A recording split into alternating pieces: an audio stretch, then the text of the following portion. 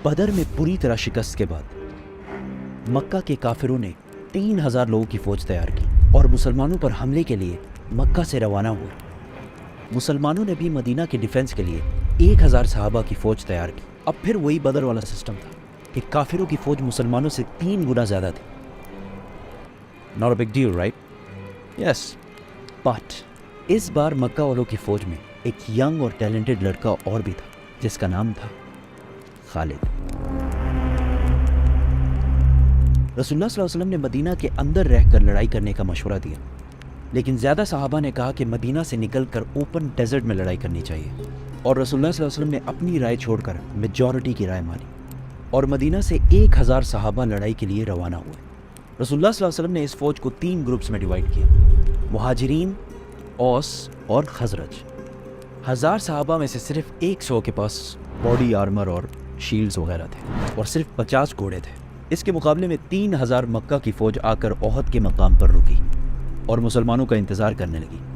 اس فوج کے سینٹر کو ابو جہل کے بعد مکہ کا نیا سردار ابو سفیان لیڈ کر رہا تھا۔ ان کے لیفٹ سائڈ پر ابو جہل کا بیٹا اکرمہ اور رائٹ سائڈ پر 33 ایئر اولڈ خالد بن ولید گھوڑوں کے ساتھ لیڈ کر رہا تھا۔ مکہ کے 3000 فوجیوں سے لڑنے کے لیے جب 1000 صحابہ احد پہنچے، عبداللہ بن ابی سب سے بڑا منافق نے کہا کہ ہم تو نہیں لڑیں گے بھائی، یہ تو خودکشی ہے۔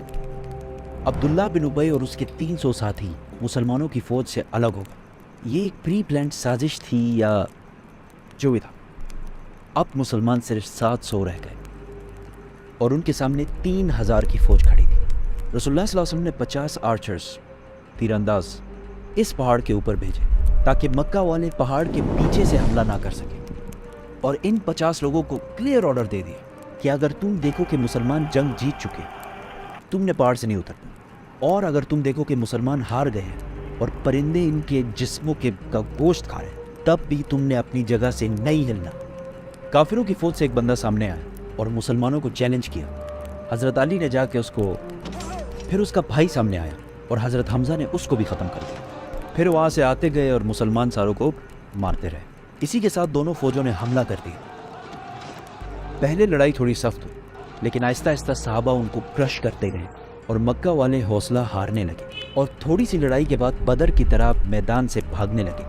کلیئرلی یہ لگ رہا تھا کہ مسلمان جنگ جیت چکے، اسی لیے پہاڑ پر کھڑے 50 آرچرز میں سے 41 جیت کی ایکسائٹمنٹ میں پہاڑ چھوڑ کر مال اکٹھا کرنے کے لیے نیچے اتر گئے، اور پہاڑ کے اوپر صرف 9 تیر انداز رہ گئے، اور ایگزیکٹ اسی ٹائم کا خالد بن ولید انتظار کر رہے۔ جیسے ہی وہ نیچے اترے، خالد اپنے گھڑ سواروں کو لے کر پہاڑ کے پیچھے سے لائٹننگ سپیڈ کے ساتھ بڑھے۔ اب the game was completely changed۔ مسلمان جیتی ہوئی جنگ کے بجائے 2 فوجوں کے درمیان میں پھنس گئے تھے، اور آہستہ آہستہ بہت سارے صحابہ شہید ہونے لگے، اور مسلمانوں کے مین جنرل حضرت حمزہ کو ایک حبشی غلام وحشی نے شہید کر دیا۔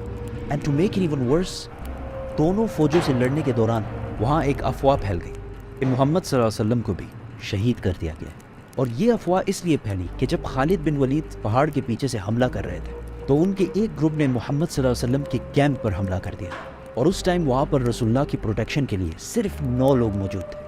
لڑائی یہاں تک گئی کہ رسول اللہ صلی اللہ علیہ وسلم کا دانت شہید ہوا، لیکن حضرت طلحہ اور باقی صحابہ نے ان کو بچائے رکھا۔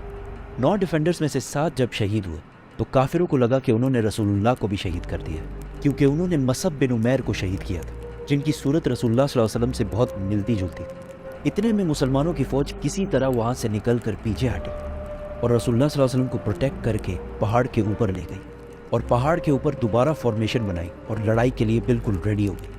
مکہ والوں کے گھوڑے پہاڑ پر چڑھ نہیں سکتے تھے، اور بغیر گھوڑوں کی ان کی سپیڈ بہت سلو ہوتی، اور مسلمان ان پر بہت تیر برساتے۔ تو ابو سفیان نے فیصلہ کیا کہ بس اتنا کافی ہے، ہم بس یہاں سے واپس مکہ چلے جائیں گے۔ جانے سے پہلے ابو سفیان نے حضرت عمر سے پوچھا کہ کیا ہم نے محمد کو قتل کر لیا ہے؟ تو حضرت عمر نے کہا کہ نہیں، وہ بالکل ٹھیک ہے، اور یہ جو تم کہہ رہے ہو وہ سن رہے ہیں۔ اس پر ابو سفیان کو بہت غصہ آیا، کیونکہ انہوں نے یہ جنگ اس لیے کی تھی کہ محمد کو شہید کیا جائے اور مدینہ پر قبضہ کیا جائے، لیکن ان میں سے کوئی بھی آبجیکٹو پورا نہیں ہوا، اور وہ واپس چلا۔ تاریخ میں بہت سارے ہسٹورینز اس جنگ کو مسلمانوں کی ایبسولوٹ شکست کہتے ہیں، لیکن کچھ ہسٹورینز ایسے بھی ہیں جو کہتے ہیں کہ یس مسلمانوں کو بہت نقصان ہوا لیکن قریش کا کوئی بھی آبجیکٹو پورا نہیں ہوا. اس جنگ سے مسلمانوں کو بہت نقصان ہوا لیکن ایک چیز مسلمانوں نے اس سے سیکھی کہ جنگ کے دوران کبھی بھی اپنے لیڈر کے آرڈر کے خلاف نہیں جانا.